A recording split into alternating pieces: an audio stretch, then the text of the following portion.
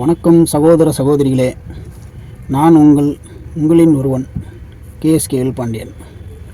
நேற்று நமது தமிழக முதலமைச்சர் திரு மு.க. ஸ்டாலின் அவர்கள் விஸ்வகர்மா திட்டத்தை தமிழ்நாட்டில் நாங்கள் அமல்படுத்த மாட்டோம், எந்த ஒரு பயனையும் மக்கள் பெற முடியாது என்பதை போன்று ஒரு விளக்கம் கொடுத்துள்ளார். அதற்கு தமிழக முதலமைச்சர் திரு மு.க. ஸ்டாலின் அவர்களுக்கு எங்களது பாரதிய ஜனதா கட்சியின் சார்பாக ஒரு விளக்கத்தை கொடுக்க விரும்புகிறோம். இந்த திட்டத்தின் பெயர் விஸ்வகர்மா யோஜனா திட்டம். விஸ்வகர்மா என்பது அந்த திட்டத்தினுடைய பெயர்.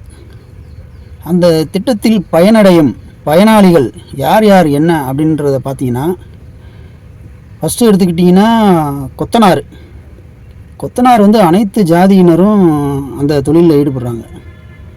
அடுத்து தையல்காரர், எல்லா சமூகத்தினரும், இந்து, முஸ்லீம், கிறிஸ்டியன் அனைத்து ஜாதியினரும் இந்த டெய்லர் வேலை பார்க்குறாங்க. அடுத்த விஷயம் என்னன்னு கேட்டிங்கன்னா, இந்த பூக்கடை போடுறவங்க. பூக்கடைங்கிறது பெண்களுக்கு மிக முக்கியமான ஒரு தொழில். எதுவுமே வழி இல்லைன்னா பூவையாவது விற்று இது பண்ணிக்கிறோன்றதான் அந்த பொதுமக்கள் நிறையா பேர் பொதுமக்கள் பூ வியாபாரம் பார்த்துக்கிட்டு இருக்காங்க. ஸோ அவங்களையும் ஜாதியின் அடிப்படைக்குள்ளே கொண்டுட்டு வர முடியாது. அடுத்து பார்த்திங்கன்னா, இந்த பாய் பின்னுறவங்க, அடுத்து தச்சு வேலை பார்க்குறவங்க, அடுத்து பொற்கொள்ளர், அப்புறம் பொம்மை செய்கிறவங்க.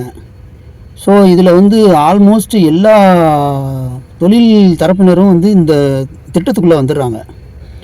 பட் நம்ம தமிழக முதலமைச்சர் மட்டும் இந்த திட்டம் ஜாதியின் அடிப்படையில் மத்திய அரசு கொடுத்துருக்காங்க, அதனால் நாங்கள் அமல்படுத்த மாட்டோன்றோம். இது முற்றிலும் தவறான ஒரு கருத்து. இதை பொதுமக்கள் நீங்கள் விழிப்புணர்வாக நடந்துக்கிறணும்.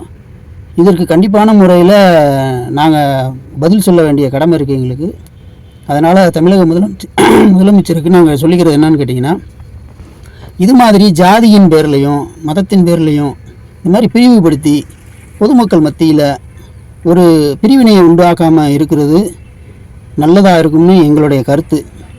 சிறந்தாழ்ந்த வணக்கத்தையும் தெரிவித்துக்கொண்டு, தமிழக முதலமைச்சர் இது மாதிரி பாகுபாடு பார்த்து பொதுமக்களுக்கு சேர வேண்டிய திட்டங்களை முடக்காமல் பொதுமக்களுக்கு திட்டங்களை அறிவித்து பயன்படுமாறு உங்களை தாழ்மையுடன் கேட்டுக்கொள்கிறோம். இவன் பாரதிய ஜனதா கட்சி ஊடகப் பிரிவு மாவட்ட தலைவர். நன்றி, வணக்கம்.